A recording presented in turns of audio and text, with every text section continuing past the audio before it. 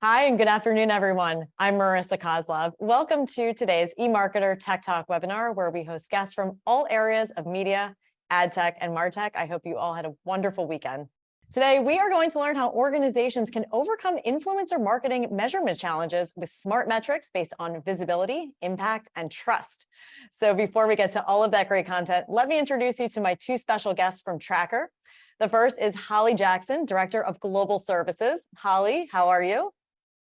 I'm doing well. Thanks so much for having us today, Marissa. Absolutely. And we also have Halie Soprano, Senior Influencer Marketing Consultant. Halie, great to see you too. Hi, thanks so much for having us, Marissa. Great to see you. Thank you. Great to see you too. And I'm so excited for our session today. And just a note for our audience, you may have some questions for Halie and Halie during today's presentation. So if you do, just use the chat window on the lower right-hand side of your screen. And I'll do my best to get to as many as possible during the second half of today's session, where we will do a live Q&A. So please keep those questions coming. We always love to hear from you. So it is now time to get started. Halie, I am going to pass it to you. Perfect.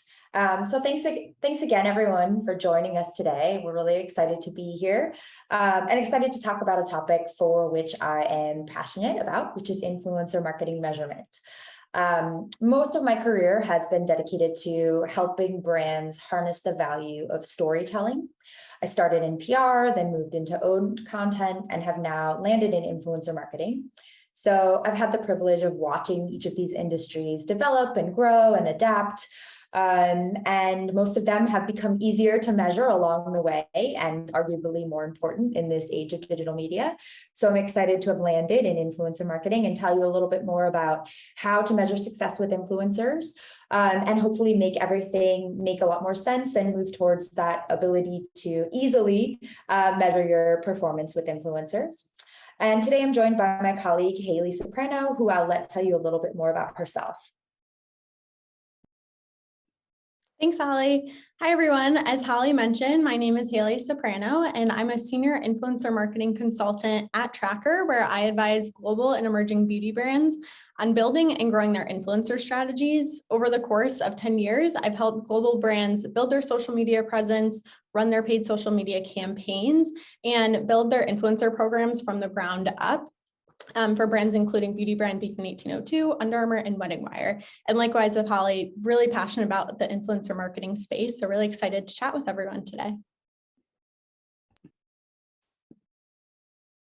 So both of us are currently part of the professional services team at Traackr, where our goal is to help support our clients' journey to becoming more data-driven in their approach to influencer marketing. And the Traackr platform was developed to help brands manage all aspects of their influencer marketing programs, giving them the access they need to optimize their time and investments. But before we dig into the measurement framework that we want to talk about today, let's start by addressing the reason why we're all here. And that is that measuring success with influencers is difficult. We all seem to inherently know or anecdotally know that it works, right? So I bet if asked, a lot of us can point to that great D2C brand that was born and bred on social and driven by influencers to scale. Or personally, I can tell you about how long it took me to find that viral mascara from TikTok that was sold out of stores for months. And all I wanted to do was really figure out if it worked. So we all know inherently that influencer marketing works and we all have stories about it. But I think the challenge has always been, how do those stories translate into quantifiable metrics? How were those D2C brands that everyone points to able to achieve such success? And how can you, as a brand marketer, get to the point where you can understand the value of your influencers so that you're ready to scale your program?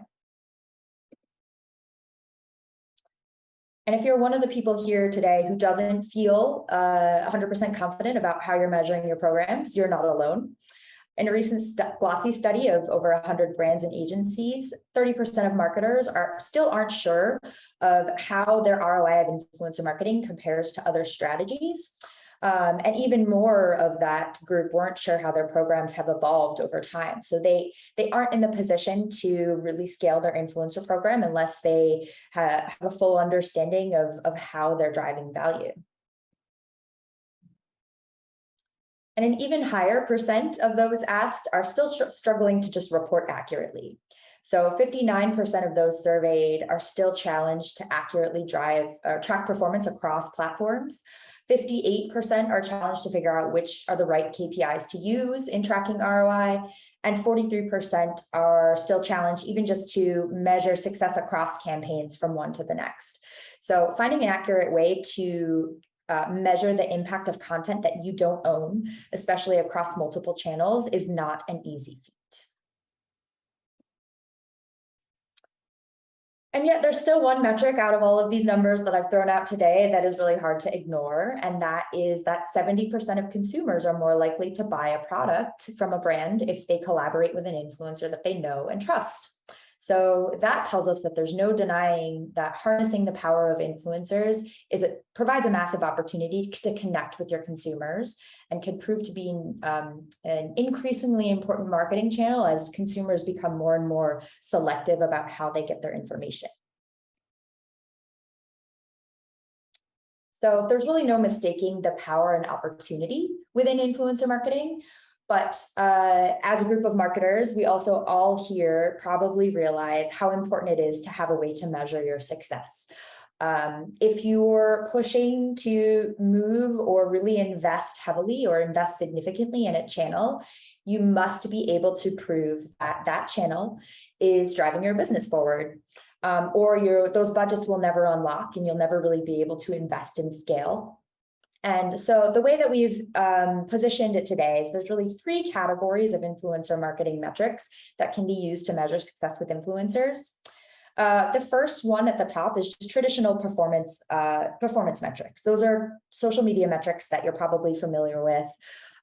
Reach, engagement, video views, just the type of volume metrics that you've probably reported on in the past. We're not going to touch on those so much today because I imagine most of this group is familiar with them, at least at a high level.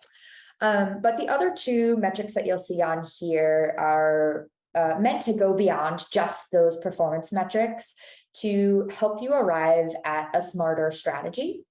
The first one we're going to talk about is in the green, cost equivalency.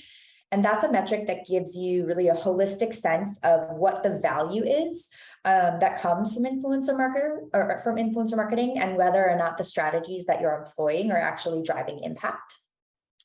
The second in pink is spend efficiency, and that relates to the way that you're investing and optimizing your budgets with your campaigns.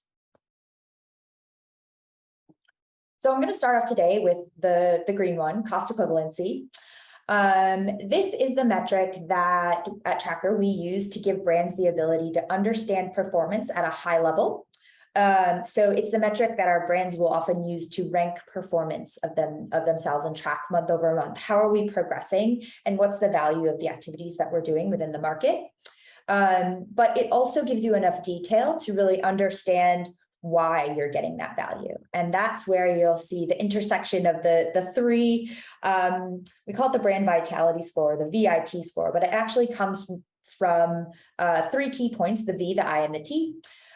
Visibility is a measure of effective reach, how many people actually saw the content. Impact focuses on engagement or interaction. Is your audience actually interacting with the content when they see it?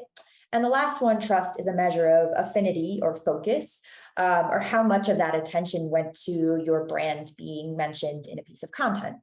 And these 3 work together to really understand what is the value behind each brand mention from an influencer. And so it's really great to have a high level metric, this VIT metric, to use and rank and measure over time. But where it gets really interesting is that it can be broken down even further to really understand how it's being achieved and what are the different layers that are actually impacting that VIT score. And so we've broken it down again into 3 areas. The first one is activity levels. So one way to impact your VIT is, of course, to activate more influencers. And we also look at loyalty there too, because it's not just about activating more and more individual unique influencers, but building brand advocates. So loyalty looks at number of mentions per influencer. The second way to really impact your VIT score is the target audience size of your influencers. And this relates to your tier strategy or the effective reach of each of those influencers. So are you working with influencers who have millions and millions of followers, or are you deploying a strategy where you're focused on activating influencers who only reach 10,000 followers at a time, but might have a different relationship with those followers? And then the last piece that really comes into play when you're thinking about improving or dissecting your VIT score, that comes from content performance. And this one is separate from the other two. It doesn't matter how much activity you have or how many followers your influencer has for this one. This is all about when that content is put in front of the audiences. Do the audiences engage and view the content? So those looks at video view rates and engagement rates, and that tells you whether or not that content is resonating with your audience. And the reason why we focus on this VIT score is a couple of things. It's more valuable than just itself in each of its parts, because for one, it's a single comprehensive metric. It can be that one VIT score that you use for ranking. And that takes into account all publicly available data, both for you and your competitors, that allows you to benchmark apples to apples against what you're doing, that you know that you're doing, but also against your competitors. And you don't have to have that visibility into their program, but if it's publicly available data, you can get an understanding of what sorts of volumes they're looking at and how much attention they're creating. So in the same way that all of this simplifies attention and gives you one metric to look at, it's also unpackable and actionable. So in addition to just looking at your VIT score month over month, the marketers who utilize this metric are also able to break out the metric by each of its parts to really assess where you're doing well and what opportunities you have to optimize. So I just threw a lot of metrics at you. So let's look at an example of VIT in action to help set the stage here. So here we have analysis of two brands, brand A and brand B. Let's say your brand A. So look at this through the vision of your brand A, and you're being tasked with improving your influencer marketing programs, optimizing it, and trying to find opportunities for you to overtake your closest competitor, brand B. So starting actually all the way at the right, you look at the two VIT scores. Brand A, your bar is a little bit lower, you're a little bit behind brand B. They generate 8% more VIT. And you've been tasked with getting above their score. So how can you go about doing that? Well, it's interesting because when you actually break it down by volume, reach, and content effectiveness, you'll see that there are a couple different ways that brand A and brand B are actually implementing two entirely different strategies. So all the way at the left are the two volume metrics, activated influencers and loyalty. You'll notice that brand A, you're actually winning significantly there. You have 120% more influencers than brand B. Moreover, you even you generate 2 times as many influencer mentions from that set. So you have more influencers and they're more loyal to your brand. So that's great. So the answer for you isn't let's scale with more influencers. You already have more influencers. So how is it that brand B is still coming up ahead of you on this ranking? Well, that's when you look at the next two graphs and it'll really start to paint the picture. The brand B is winning on the target audience size, or that reach per mention graph. So right in the middle there, they have 4 times as much reach per mention, which means that they're activating fewer influencers. Yes, but those influencers have a larger following. So every time they mention brand B, they reach such a larger audience and have more people who actually saw their content. And moving one graph to the right there, they're also winning in content performance. And this looks at VIT per reach. Their VIT per reach is 15% higher. So per person reached, they get a higher VIT score because that indicates that they're actually getting better video view rates and higher engagement rates on their content too. So the influencers that they're choosing to work with and the campaigns that they're running and the types of content that they're creating and the platforms that they're on are able to generate better content performance. So all of this here gives you a really good idea of where you're doing well as brand A. You're doing well with volume. Keep that up, but it's not a volume problem for you. It's really about efficiency and activating more influencers who have the ability to reach larger audiences that can help you overtake brand B in terms of score. So having access to those data points is exactly what helped one of our global cosmetics clients double their share of voice and create more reliable influencer performance over the year that really helped them drive their business. And the main thing that their global team really focused on with our team and our Traackrs help was to help them find accurate benchmarks that they could use as a starting place to set transparent and actionable targets for each of their local markets. And the results were actually pretty astounding.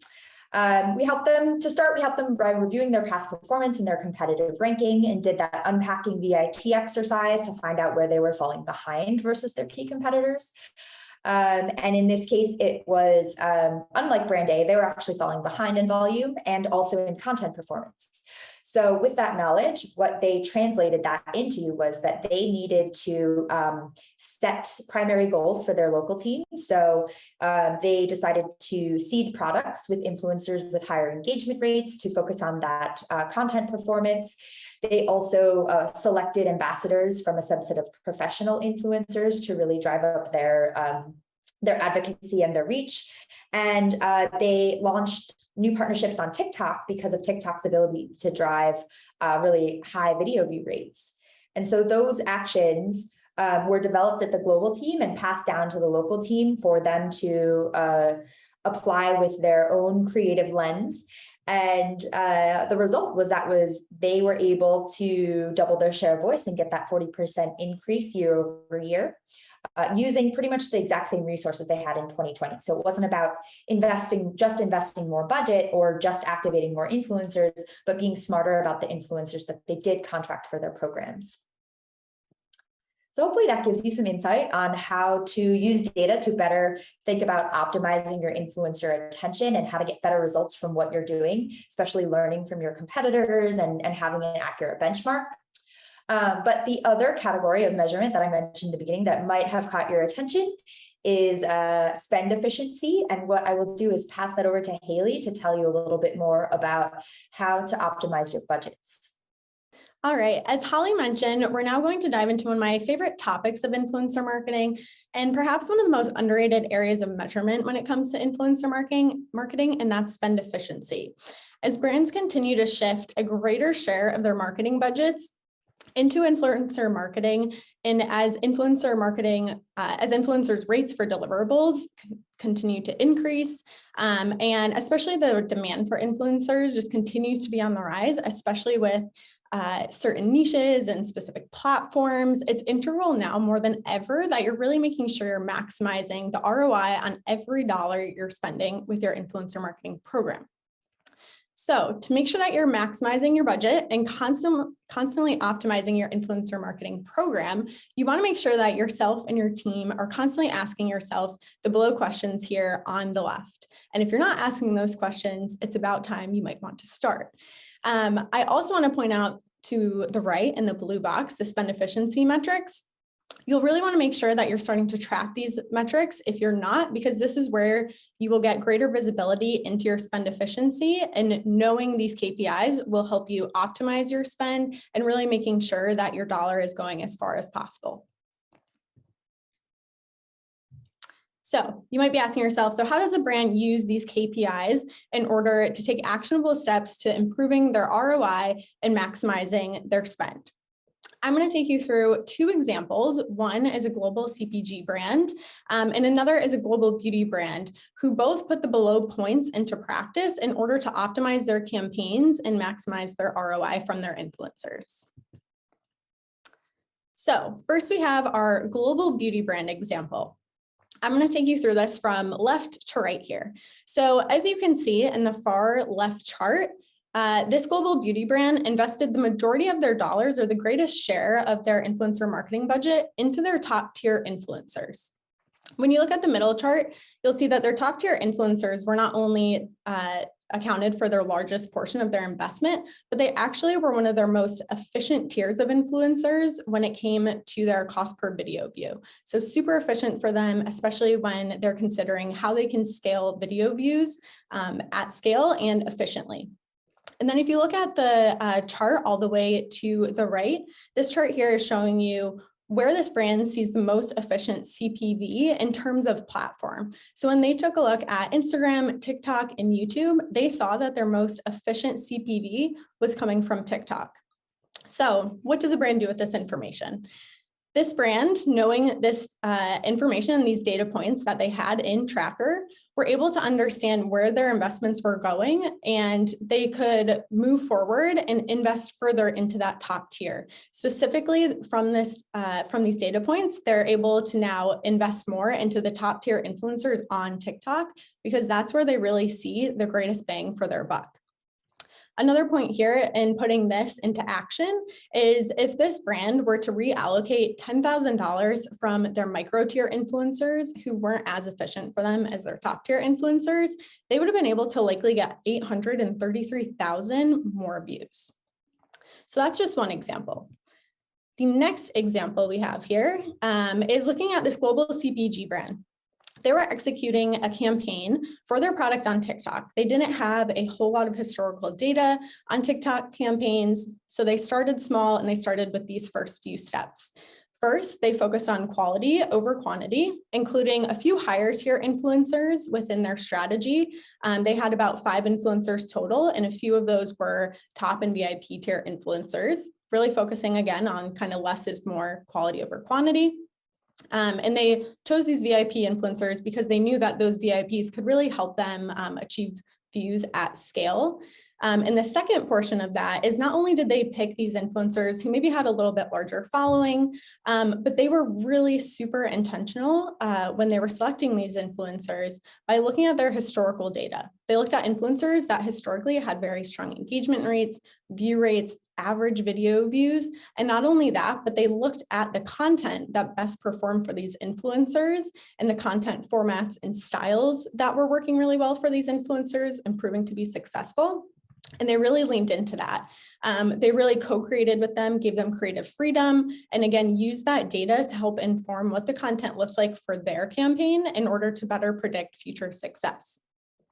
Not only was their campaign super successful at not only driving awareness and strong consideration of their product through an 18% engagement rate and 23 million video views, but they were also able to do this extremely efficiently at only a 0.004 cost per video view. So not only do they now have this benchmark for themselves, but they also were able to share this benchmark with other regions, other global markets, and other brands within their parent company, so that those brands also have an idea of what success looks like, and they can use that brand and these benchmarks as their North Star in the future to inform future campaigns. So next, when it comes to influencer marketing, there's obviously a lot of decisions to be made, not only figuring out who is the right fit for your brand, but also who can provide the most value for your brand. And when it comes to proving out your influencer marketing efforts, every single penny counts. And so the scenario that I wanted to bring today is, what if your boss came to you and said, here's $25,000 more for your upcoming campaign? Would you have any idea what to do with it, where to invest it? Take a look at these two influencers, influencer A on the left and influencer B. Take a moment, look at their metrics that I have here, their following, video views, cost per video, and think about which influencer you would invest that $25,000 in. If you're thinking influencer A, at first glance, yes, that might seem like your best bet, but actually influencer B is going to be your better investment when you're looking at it from a cost efficiency standpoint. And here's why. So if you took that $25,000 that you could have invested in influencer A, but chose to make the smart decision and invest in influencer B, not only would you get more views when we talk about spend efficiency, but you would get about 7 more video deliverables. You could potentially get 7 more video deliverables from that influencer based on their cost per video. And if that influencer kept their spend efficiency metrics the same, they continued to be very efficient, really driving success for you, you would actually be able to get about 560,000 more views out of influencer B than influencer A. So as Halie mentioned, while volume is great, it's not just about volume, it's really about efficiency, and understanding your spend efficiency is what can really help you scale your volume in order to be successful. So I know that we kind of just unpacked a lot of information, a lot of different measurements and metrics for everyone. But if we were to sum up today's presentation and 4 key takeaways that you can bring back to your team and put in practice tomorrow, these are the following points that we want to leave you with. By defining your standardized cost equivalency metrics, you can understand how measuring your success can actually be comprehensive, unpackable, and actionable. And by understanding where your budget is actually going, you can better understand how you can make it last even further for you, be more impactful, and make decisions about efficiency. And that really is just going to better set yourself up for success and making sure that every single penny counts and you're really maximizing your spend and driving the greatest ROI possible. Set a measurement framework for your brand that makes sense with your industry, your category, as well as making sure that it's realistic with your resources. It's definitely easy to look at some bigger brands if you're a smaller brand and see what they're doing, but really make sure that you're thinking about the goals that you're setting for yourself and the measurement framework within your own industry, your category, what makes sense for your team, and again, your resources in order to make sure that you're setting yourself up for success as best you can. And then lastly, make sure that you're not only looking at, benchmarks from a broader standpoint, but make sure you're looking at benchmarks getting down to even the view of an influencer's historical benchmarks. Understand what content works for them, understand what their engagement rate, their view rate, average video views looks like, so you can use those benchmarks to better predict future success and really set baselines for what success looks like for yourself, for your team, and your brand. And with that, I'm going to hand it back over to Marissa, who's going to kick off our Q&A portion of today. Thank you, Halie, and thank you also, Halie. What an interesting presentation. I learned a ton, and I'm sure our audience did too. I particularly liked, Halie, especially how you elaborated on the different challenges of accurate measurement and also those strategies for success. And Halie, thank you so much for sharing more on spend efficiency and ways to maximize the investments. You both had excellent examples. So let's get right to that Q&A because we have a number of questions that have come in from our audience. So the first question, Halie, I'm going to pass it over to you. What metrics do you think are overvalued in influencer marketing right now? And what metrics do you think are undervalued? So I think the challenge around metrics is, and has always been, that everyone's still trying to figure out how to align their metrics with the business impact. And I think it's most important here to really take a step back and figure out what you're trying to achieve. And we've started to see a lot of brands do this where it's not necessarily about the fact that one metric is better than another metric, or you should ignore this metric and focus on these, but really think about what your goal is. So for example, if you're a brand new brand and you are trying to use influencers just to drive awareness around your products, your goal might be different and the metrics that you're reporting on might be different because you're focused on awareness. Whereas if you're a relatively established brand that you're really focused on your bottom line and you're using coupon codes with influencers to actually try and drive sales, you're going to have a different metric. So I wouldn't necessarily say there's any metrics that are over or undervalued. I think that they're all valid ways to understand if your program drives your results. But I think what's important is, one, of course, determining what the goal of your influencer campaign really is. It might not be the fact that you're trying to reach millions of people. It might be that you're trying to reach a small subset who are actually going to take action. And in that case, it's not about influencers with a large audience size. And it might not even be about their engagement rate, but it might be about finding people who have talked about a similar brand or product in the past. So really start with that, where you're focused on what matters most to us and focus on what the key metrics are. And then the second one is that I stress the importance of benchmarks, but one of the questions we often get is, well, what is a good result? And I think it's really important to focus or to spend some time thinking about how to set a benchmark that makes sense for you, whether it's measuring yourself against your old performance, like a performance on a past campaign that you want to improve on, or you just need to spend some time figuring out what your competitors are doing and how their strategies are working. Set a benchmark to help you take a strategic look at what your results are in the end, so that you can focus on optimizing and always focus on what's next for us. Thank you so much. I really appreciate that level of detail. Halie, another question for you. What does the process of implementing this framework with the team look like? What are some possible challenges or roadblocks?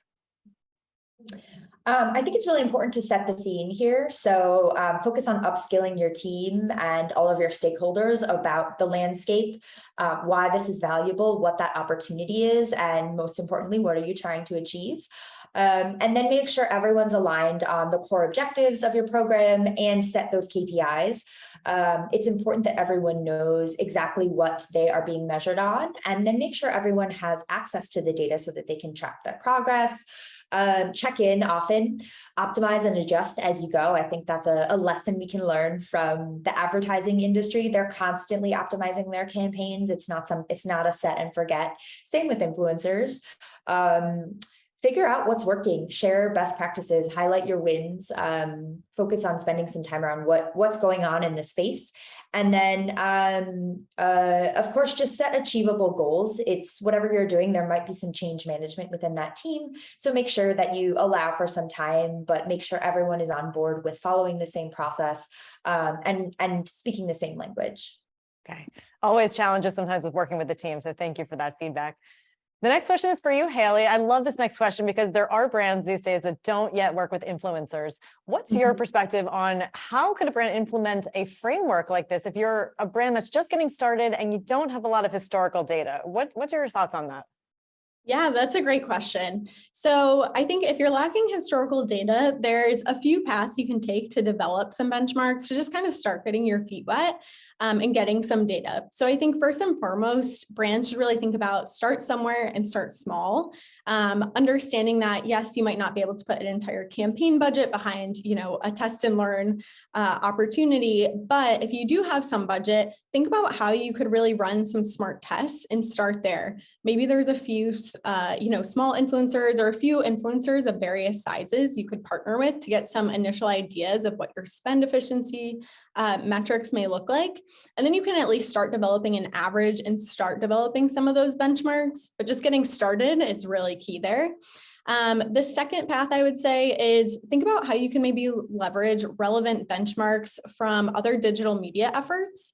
So while you might not be doing any influencer marketing, there's probably a good chance that you've done some kind of digital marketing. Perhaps maybe it's, paid Instagram ads in the past. Think about, if you have run paid Instagram ads, how could you leverage the data you have from that effort to just start at least getting some kind of ballpark idea for your influencer marketing benchmarks? And it can be a really good starting point. If you are seeing a 25-cent CPE from an Instagram ad, maybe you just consider that as kind of your just rough starting point. But also don't forget to take into consideration, influencers are human. You're not just paying them for just purely their channel. You're paying them because of their ability to get in front of a relevant audience, to create incredible content, and because you're really using their credible voice and their familiarity with their community in order to connect your brand or your product to your target consumer. All right. Thank you so much for that. Those great tips on where to get started. Halie, at the beginning of today's session, you had a great piece of data that said, I think it was 70% of consumers would purchase from a brand where they felt a connection with the influencer that was associated with it. So I believe this next question came in right around that time. What's your take on what industries are better off using several micro or nano influencers versus one or two mega influencers? Yeah, so I think it all comes down to, again, what you're trying to achieve and also how niche you're looking to target. Sometimes several micro or nano influencers who have a really, really engaged audience and who are relevant to you could be a really valuable way of connecting with those smaller audiences versus using someone who is just getting the word out about your brand, but is able to get that in front of millions of followers. So I think it's maybe not specific to industry, but I would think about what's the goal of your campaign. Are you going for an awareness play? If so, it might make sense to really invest with that larger influencer in the beginning, just to maximize their ability to reach a large audience with one or two pieces of content. But if you're looking to build an ambassador program and you really want to find people who are going to really love your brand or product and be really excited to work with you and have a low barrier to entry and might be someone who you can see partnering with for a longer duration. And I think most importantly, do your research on them. Are they a good fit? Have they talked about your brand before? Have they talked about similar products? Do they have a lifestyle that aligns with what you're looking for? That could be super valuable. And if you're hoping on connecting a group of more niche consumers, that could be a great way to find those influencers who might have a smaller but super enthusiastic follower set. Okay, thank you. Well, I have the next question kind of ties into that, because it's oftentimes when you're communicating this influencer strategy, it's going to senior executives and they may not have the same perspective or knowledge that you have. So Halie, what are your suggestions for talking to senior executives who don't see the value in influencer marketing? Can you provide, you can provide all of the data and metrics, but when it becomes a philosophical conversation, how do you overcome those objections? Yep, of course. So I do think there's so much evidence, including research from eMarketer and others, that really demonstrate the effectiveness of influencer marketing alongside of those personal stories, just about the way that you identified a new brand, maybe tie it to something that aligns with your industry, or present a case study on a competitor. But I do think that if sharing data is something where your executive is afraid to jump in wholeheartedly, I think it can't hurt to suggest you propose a pilot.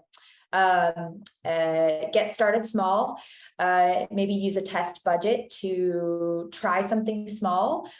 Just make sure, again, that you're agreeing to the right success metrics, and that you're able to track those, and that you're making smart investments upfront.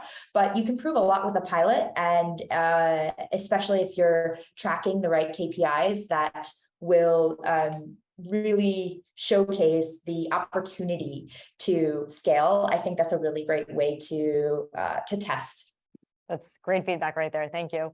We are going to take one more question. Halie, this is going to go to you. I asked you a question earlier about when influencer marketing is new. Now we have one focusing on channel specifically. So do you have any advice on getting started on a new channel, TikTok, maybe an example? How do you set goals if something is completely new? Yeah, another great question. I think, there's so many brands that are still probably a little scared of TikTok, and it can seem daunting. But I think some of my tips for getting started on a new channel, knowing that, some of the biggest roadblocks are brands are just, they're worried about making sure they're like planned and perfect and ready to launch and everything's buttoned up. But I think it's, as I kind of mentioned before, like just get started, jump in feet first. I think, one of the biggest blessings and curses of social media is that the platforms, trends, strategies, they're constantly evolving. And the takeaway there is that if you spend so much time trying to be too planned and too perfect, by the time that you finally create your perfect plan and your strategy, what you've created might very well be outdated, because social media, especially TikTok, is just changing so fast, and you have to be very agile in order to keep up with the trends. And so my first kind of tip is just try and understand the landscape of the platform. Spend time really immersing yourself as just a consumer on the platform. Look at content, of your competitors, of your category, the industry, and really take a look, see what inspires you, what seems to be really, doing well and taking off, and see where there's white space. I think that's the biggest thing too. Seeing what opportunities exist, what can you tap into, and what gaps do you notice? Next, I think really take time to look at influencers as leaders in the industry. I think this is something brands so often forget.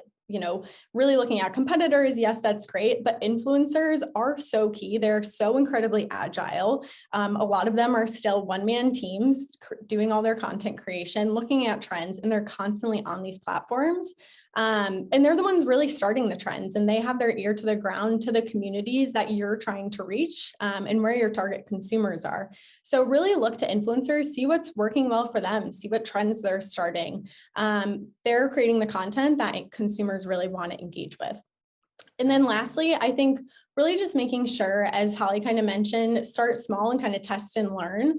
I think creating a list of a few items you want to test and learn, don't try and boil the ocean, be pretty specific on what you're trying to test and throw some spaghetti at the wall, see what sticks, see what doesn't, and write them down too. So you are not just kind of putting all these things out there and then have nothing to go back to and understand what you're trying to achieve, but write them down, have a set list of what you're looking to achieve, what questions you're looking to get answers to, and then take those learnings and turn them into actionable insights and get started.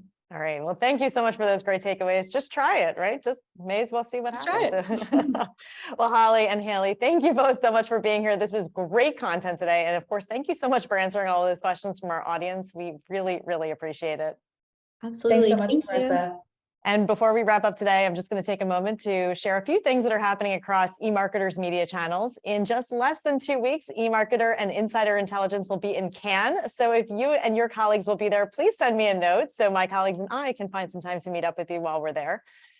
In addition, you can register for upcoming live analyst and tech talk webinars at eMarketer.com/webinars. We also have a great daily podcast called Behind the Numbers, so please take a listen. And finally, please check out a variety of our newsletters.